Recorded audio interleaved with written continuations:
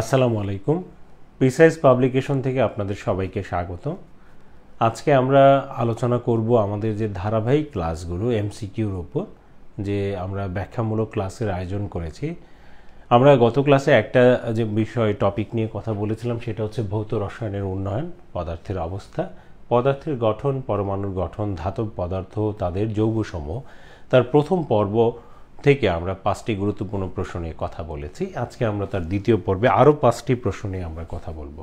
আচ্ছা, তাহলে চলুন আমরা কথা না বাড়িয়ে আমাদের আজকের যে আলোচনা সেটা শুরু করি।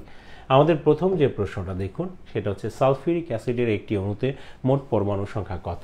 রসায়নের এই অংশে না ভালো করতে হলে আমাদের রাসায়নিক যে সংকেত বা যৌগগুলোর যে সংকেত সেটা আমাদের জানতে হবে। যেমন না জানলে কিন্তু আমাদের ঝামেলা হয়ে যাবে। H2SO4, তো এইখানে হাইড্রোজেন আছে কয়টা? 2টা। সালফার আছে কয়টা? 1টা। অক্সিজেন আছে কয়টা? 4টা। 4 যোগ 1 5, আর 2 কত? 7। আমরা যদি দেখি প্রথম অপশনে আছে 2, হবে না। 5টা, 8টা, না, হবে কত? 7। ঠিক আছে, এই যে এইভাবে আমরা বিশ্লেষণ করে, বিশেষ করে যারা বিজ্ঞান ব্যাকগ্রাউন্ডের না তাদের জন্য আসলে অনেক ক্ষেত্রে একটু কঠিন হয়ে যায়, সেই বিষয়গুলোও কিন্তু আমাদের সহজ হয়ে আসবে। আচ্ছা, আমরা তার পরবর্তীতে যদি যাই তাহলে একটু খেয়াল করবেন কোনটি মৌলিক কণিকা। আচ্ছা, পরমাণু গঠন করতে গেলে আমাদের মৌলিক কণিকা আসলে যাদেরকে ছাড়া পরমাণুর অস্তিত্ব কল্পনা করা যায় না এমন কাউকে আমরা পাবো যারা হচ্ছে সব সময়ের জন্য থেকে যায়, আর এমন কিছু জিনিসকে পাবো যারা কখনো থাকে কখনো থাকে না। এই কারণে মৌলিক কণাকে আমরা দুইটা ভাগে ভাগ করেছি, প্রধানত একটা স্থায়ী আর একটা অস্থায়ী। স্থায়ী হিসেবে যারা আছে তারা হচ্ছে ইলেকট্রন, প্রোটন, নিউট্রন। তো এইখানে বলেছে যে মৌলিক কণিকা কোনটি? অণু? না। অণুর ভিতরে তো থাকে পরমাণু? না। আর পরমাণুর ভিতরে যেটা বিশ্লেষণ করলে, যেটা আমরা আগে জানতাম পরমাণুকে বিশ্লেষণ করা যায় না, এখন জানি বিশ্লেষণ করা যায়, তাকে ভাঙলেই আসলে মৌলিক কণিকা পাওয়া যাচ্ছে। প্রোটন নিউক্লিয়াসের মধ্যে থাকে, নিউট্রন নিউক্লিয়াসের মধ্যে থাকে, এবং কক্ষপথে থাকে ইলেকট্রন। তার মানে এই দুইটাই আসলে উত্তর, গ আর ঘ। ঠিক আছে, আলাদাভাবে আসলে কিছু বলা যাচ্ছে না, তবে এই দুইটাই আসলে উত্তর সঠিক। এরপর খেয়াল করেন, বলতেছে যে আমাদের কিন্তু এই যে মূলক যৌগমূলক সম্পর্কে ধারণা নিতে হবে। বলতেছে কোনটি ধনাত্মক যৌগমূলক। কার্বনেট, এটা হচ্ছে CO3 2-, দ্বিযোজী ঋণাত্মক। ডাইক্রোমেট, এটাও দ্বিযোজী ঋণাত্মক, কারণ Cr2O7 2-। ঠিক আছে, ফসফেট PO4 3-, এটাও ঋণাত্মক, ত্রিযোজী। অ্যামোনিয়াম NH4+,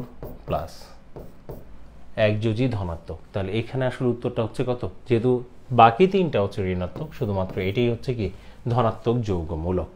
আচ্ছা, এরপরে যদি আপনারা একটু খেয়াল করেন, সেটা হচ্ছে পরমাণুর কোন পরমাণুর চতুর্থ কোনো পরমাণুর চতুর্থ কক্ষের ইলেকট্রন সংখ্যা কত। আমরা জানি যে কোনো কক্ষপথে ইলেকট্রন সংখ্যা আসলে 2n² সমর্থন করে।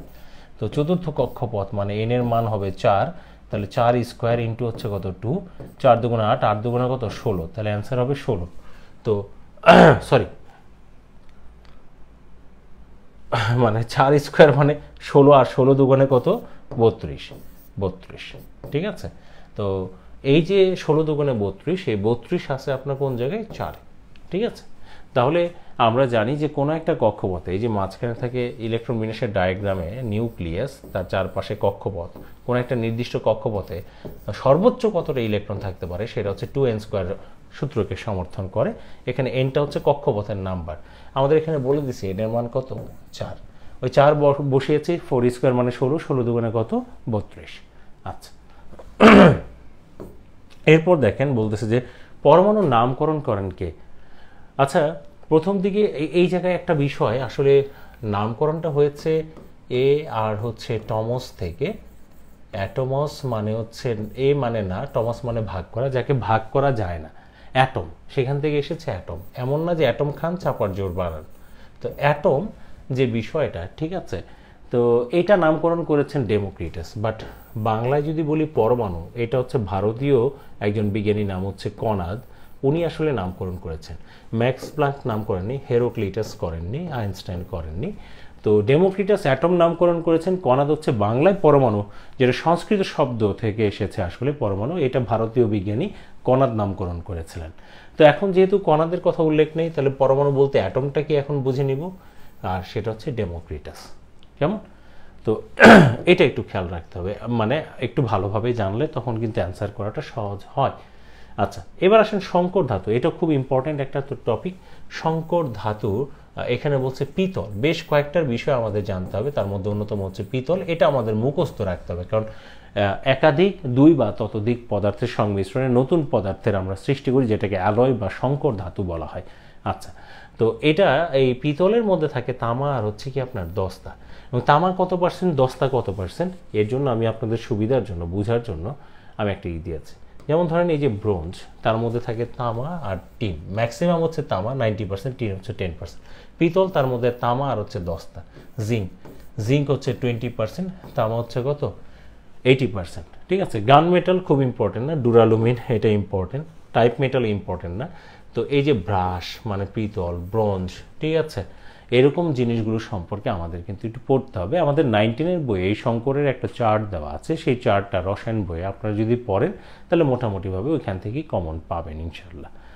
তাহলে এই যে এইভাবে রসায়নের যে টপিকগুলো থেকে আমরা আসলে ধারাবাহিকভাবে আলোচনা করার চেষ্টা করছি, আমরা আগামী ক্লাসে অধাতব পদার্থ নিয়ে এবং তার ব্যবহার নিয়ে কথা বলবো। ঠিক আছে, তাহলে সবাই ভালো থাকবেন। আজকে এই পর্যন্তই। আসসালামু আলাইকুম।